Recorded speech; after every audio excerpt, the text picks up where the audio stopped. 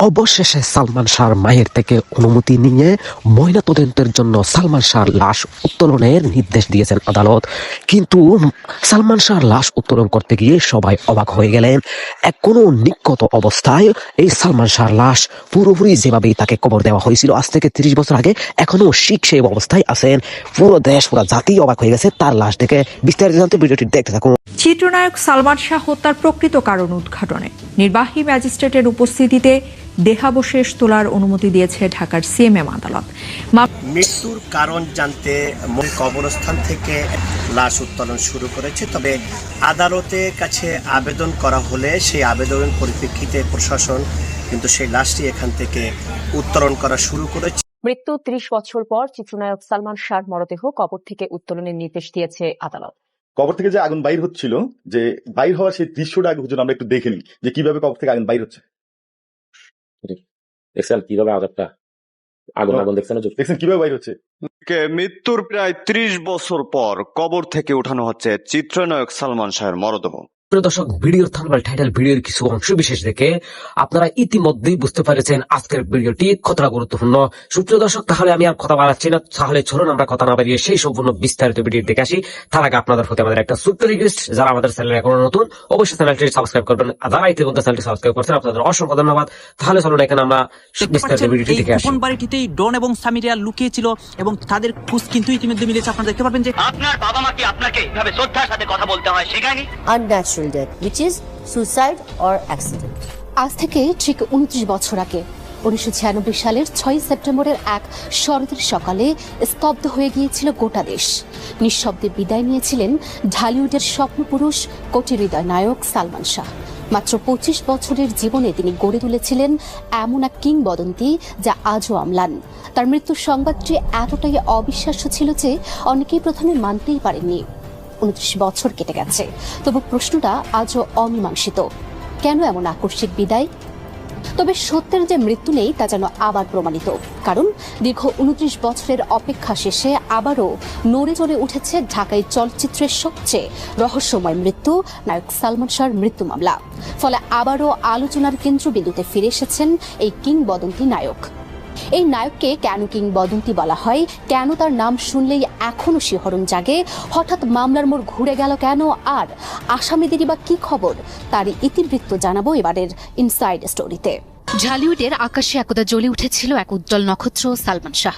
29 বছর আগে পর্দা থেকে বিদায় নিয়েছেন, অথচ আজও আছেন কোটি ভক্তের হৃদয়ের মণিকোঠায়।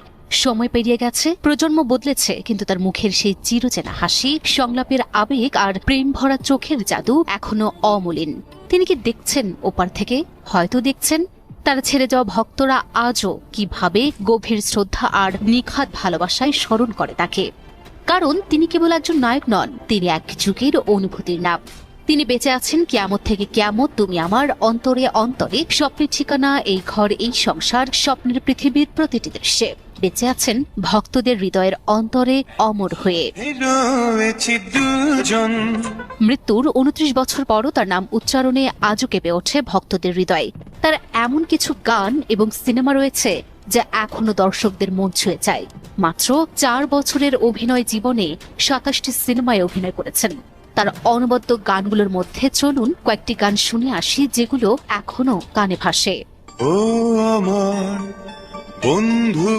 কিয়ামত থেকে কিয়ামত সালমান শাহ এবং মৌসুমীর প্রথম সিনেমা। সিনেমার গানে গানে প্রেমে পড়েছিল পুরো জাতি। কিয়ামত থেকে কিয়ামতের জনপ্রিয়তা এমন পর্যায়ে গিয়েছিল যে তখনকার তরুণরা চুলের স্টাইল, পোশাক, এমনকি সালমান শাহর হাঁটার ভঙ্গিও অনুকরণ করত। সিনেমার নাম আনন্দ অশ্রু, যেখানে সালমান শাহকে দেখা যায় বাড়ি থেকে বেরিয়ে আসা গীতিকারের চরিত্রে। সালমান শাহ নেই, কিন্তু তার স্টাইল, তার হাসি, তার অনন্য ব্যক্তিত্ব যেন এখনো প্রতিদিন নতুন ভক্তের হৃদয়ে জন্ম নিচ্ছে। ফেসবুকের স্ক্রল ঘুরলেই দেখা যায় চোখে মুখে সালমান স্টাইলের ছোঁয়া, ক্যাপশনে ভালোবাসার ঢেউ। তার ফ্যাশন সেন্স এতটাই প্রভাবশালী ছিল যে 90-এর দশকের তরুণদের জীবনে তিনি হয়ে উঠেছিলেন এক স্টাইল আইকন। ফ্যাশনে, অভিনয়ে, ব্যক্তিত্বে তিনি আজও সময়ের চেয়ে এগিয়ে থাকা এক কিংবদন্তি, যিনি 25 বছর বয়সেই অমর হয়ে গেছেন বাংলা চলচ্চিত্রের ইতিহাসে। তার মৃত্যুর 29 বছর পেরিয়ে গেলেও এখনো সময় যেন থেমে আছে 1996 সালের সেই কালো দিনে। বাংলার চলচ্চিত্র জগতে অমোঘ ছাপ ফেলে যাওয়া নায়ক সালমান শাহের অকাল প্রয়াণ আজও দেশের হৃদয়ে দগদগে ব্যথার চিহ্ন হয়ে আছে। আর এবার সেই পুরনো ক্ষত আবার জাগ্রত হয়েছে, কারণ সালমান শাহের মৃত্যুর মামলা এবার হত্যা মামলায় রূপ নিয়েছে। গত 21শে অক্টোবর রমনা থানায় দায়ের হওয়া মামলায় নায়কের স্ত্রী সামিরা হক সহ 11 জনকে আসামি করা হয়েছে।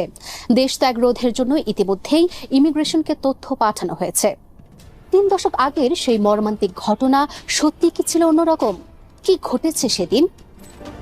ঢাকা নিউ ইস্কাটন রোডের ইস্কাটন প্লাজা, সকাল 7টা। শহরের সাধারণ রোডগুলো তখনও ঘুমিয়ে আছে। ঢাকার পরিচিত চিত্রনায়ক সালমান শাহের বাসায় আসেন তার বাবা কমরুদ্দিন চৌধুরী একটুখানি আলাপের আশায়। কিন্তু সেই সকালে সিঁড়ি ভেদ করে উপরে ওঠা মানা ছিল। ছেলের দেখা না পেয়ে তিনি ফিরে আসেন। সংবাদ মাধ্যম বিবিসিকে দেয়া এক সাক্ষাৎকারে সেদিনের ঘটনার বর্ণনায় এসব কথা জানান সালমান শাহর মা নীলা চৌধুরী। তিনি বলেন, সালমান শাহের বাবা জোর করে ভিতরে ঢুকলেও তার সাবেক স্ত্রী সামিরা হক তার ছেলের সাথে দেখা করতে দেননি। অতঃপর অপেক্ষা করে তিনি চলে আসেন। ঠিক সেদিনই বেলা 11টার দিকে একটি ফোন আসে সালমান শাহর মা নীলা চৌধুরীর বাসায়। ওই টেলিফোনে বলা হলো সালমান শাহকে দেখতে হলে তখনই যেতে হবে। তবে সালমানের ইস্কাটনের বাসায় গিয়ে ছেলে সালমান শাহকে বিছানার উপর দেখতে পান নীলা চৌধুরী। দেখেন তার ছেলের হাত পায়ের নখগুলো নীল। ইস্কাটনের বাসা থেকে সালমান শাহকে হোলি ফ্যামিলি হাসপাতালে নেওয়া হলে সেখানকার চিকিৎসকেরা তাকে মৃত ঘোষণা করেন। এরপর ঢাকা মেডিকেল কলেজ ও হাসপাতালে ময়নাতদন্ত শেষে বলা হয় সালমান শাহ আত্মহত্যা করেছেন। এই ঘটনায় সালমান শাহর বাবা কমরুদ্দিন চৌধুরী একটি অপমৃত্যুর মামলা করেন। বরাবরই পরিবারের পক্ষ থেকে দাবি করা হয় সালমান শাহকে হত্যা করা হয়েছে। নীলা চৌধুরীর অভিযোগ ছিল তারা হত্যা মামলা করতে গেলে পুলিশ সেটিকে অপমৃত্যুর মামলা হিসেবে নথিভুক্ত করে।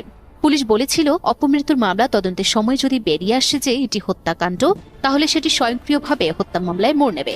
সেটা নিয়েছেও। আদালতের নির্দেশে অবশেষে রমনা থানায় দায়ের হয়েছে হত্যা মামলা। বাদী সালমান শাহর মামা পরিচালক আলমগীর হোসেন কুমকুম। এজাহারে আসামির তালিকায় রয়েছেন সালমানের স্ত্রী সামিরা হক, শাশুড়ি লতিফা হক লুসি ও বিতর্কিত ব্যবসায়ী আজিজ মোহাম্মদ ভাই সহ মোট 11 জনের নাম। এর সঙ্গে রয়েছেন আরো অজ্ঞাতনামা কয়েকজন। রুম থেকে বেরোলো আর কি শাবনুরের সাথে ছবি করবো না, কেন কি হয়েছে, যা যা শাবনুরের সাথে সে কথা বলতে পরে বললো যে শাবনুর নাকি সব বলে দিতে। এই একটা নামই বলতে পারি যে বলতো সবাই যে গডফাদার, আমাদের চলচ্চিত্র গডফাদার আজিজ মোহাম্মদ ভাই। কোনো একটা পার্টিতে আজিজ মোহাম্মদ ভাইয়ের সাথে সালমান শাহের একটা বাগবিতণ্ডা হয় সামিরাকে নিয়ে, এবং সালমান শাহকে থাপ্পড় দিয়েছিল। এই ঘটনাটি আসলে কতটুকু সত্য বা আপনি কি আপনার জায়গা থেকে নিশ্চিত করতে পারেন? গত 20 অক্টোবর প্রয়াত চিত্রনায়ক সালমান শাহর অপমৃত্যু মামলাকে হত্যা মামলায় রূপান্তরের নির্দেশ দিয়েছেন আদালত। এর আগে গত 2 অক্টোবর সালমান শাহর সবথেকে ঘনিষ্ঠ সাংবাদিক বন্ধু দুলাল খানের সাক্ষাৎকার নেওয়ার সৌভাগ্য হয়েছিল আমাদের। সেই সাক্ষাৎকারে উঠে এসেছিল সামিরা সালমানের দাম্পত্য জীবনের গল্প, শাবনূর সম্পর্কে নানান অজানা কথা এবং আজিজ মোহাম্মদ ভাই যে চরিত্র রয়েছে তার সম্পর্কে অনেক তথ্য। এবং সেদিন দুলাল খান জানান সালমান শাহর বিভিন্ন তথ্য খোদ শাবনূর নিজেই সামিরাকে সরবরাহ করতেন। একটা ছবির শুটিং শেষ ঠিকানা শালম কিরণ ভাইয়ের একটা ডিগবাজি, মুসলিম ফাইট একটা মুসলিম ভাই ছিল, ডিগবাজি দিলে একটা ও ডাবল ডিগবাজি দিচ্ছে, গাঁটটা খট করে ভেঙে গেল। খেরের ভিতরে ছিল, আমি দাঁড়ানো, কেউ ধরছে না, আমি গেলাম, তার মাথাটা এমনি টান দিয়ে বের করে দূরে একটা টান দিলাম, খট করে আওয়াজ হলো। তারপরে এই সরাসরি করে শালম ভাই একটা কিরণ ভাই একটা ওই সালমানের গাড়িটা নিয়ে চলে গেল মেট্রোপলিটন। আমি গেলাম মেট্রোপলিটন, আমি আর সাজাইতে পারিনি। তারপরে গেল হোলি ফ্যামিলি, আমি গেলাম মুন্সিন হোলি ফ্যামিলি। ওইখান থেকে তারপরে গেল ধানবাড়ি স্পেশালিস্ট, আমি কোনো স্পেশালিস্ট। স্টেটমেন্টে করা যেত, কিন্তু তা করলো না, ও নিজেই করবে, মানে বাহাদুরি আর কি। এই জন্য অ্যাক্সিডেন্ট হয়ে হাসপাতালে ছিল। আমার একটা কার্ড দিয়ে রাখছিল যে স্বামী